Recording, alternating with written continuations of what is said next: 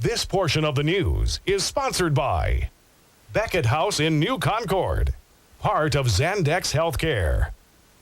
Good evening. Thank you for joining us. There's been a second armed robbery in a Zanesville neighborhood in less than a week. A little before 4 a.m. this morning, the Duke and Duchess gas station on the corner of Blue and Adair Avenues was robbed at gunpoint. On Friday morning around 3 a.m., the Marathon gas station on State Street was robbed.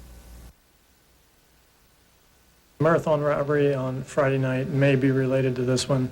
There are just enough similarities there to make us believe that it may be related.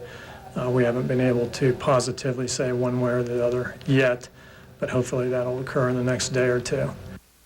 In this morning's robbery, a female clerk was robbed by 3 individuals, one of whom was armed with a handgun. The robbers fled on foot with an undisclosed amount of money. They are all described as being around 5 foot 5 inches to 5 foot 7 inches tall with a slender build. The best clothing description we have at this time is the 3 individuals were all pretty much dressed the same, that being dark clothing as well as dark ski mask of some type. If you have any information, contact the Zanesville Police Department or the Zanesville Police Department's tip line at the numbers on your screen. One vehicle rollover accident on Interstate 70 west in Zanesville brings rush hour traffic to a standstill. The accident happened just before 5 this afternoon at the Maple Avenue exit ramp. According to the Zanesville Police Department, a woman driving a silver Honda was attempting to pass a red Jeep getting off the Maple Avenue exit when the Honda struck a passing truck hauling a camper. The Honda then struck a wall, flipped several times, and came to rest heading eastbound. The driver of the Honda was taken to Genesis Good Samaritan Hospital with minor injuries. She will be charged with failure to yield. The man driving the Jeep and an adult man and woman in the truck were unhurt. A young girl riding in the truck was treated at the scene for stomach pain. The Zanesville Police Department is continuing to investigate. We'll have more details as they become available.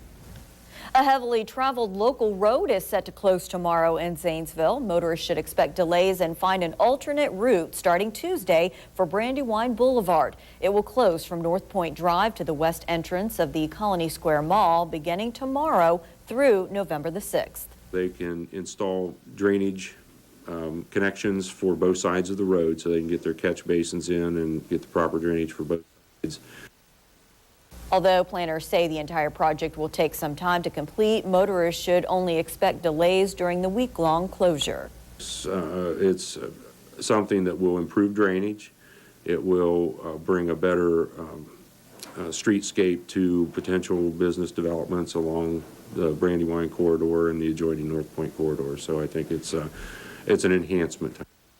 Officials say North Terrace Church of Christ can be accessed at Bowers Lane and Sam's Club can be accessed at North Point Drive. Muskingum County received thousands of dollars today that will go toward their general fund thanks to timber sales. The Ohio Department of Natural Resources gave the county commissioners their cut of the profits after the sale of timber from local forests.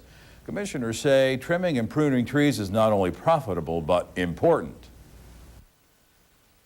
Trees are a crop, but they do have to be cut sometimes. As he said about the pine in the Tri-Valley wildlife, that was a necessity because they were too close together.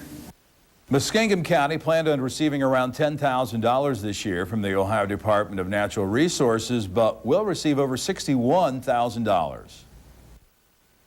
Gee, anytime anybody gives me $61,000, that's significant. Yes. Salt Creek Township received nearly $12,000. Washington Township received almost $3,500. Franklin School District received around $24,000. And Tri-Valley received almost $7,000 in the deal.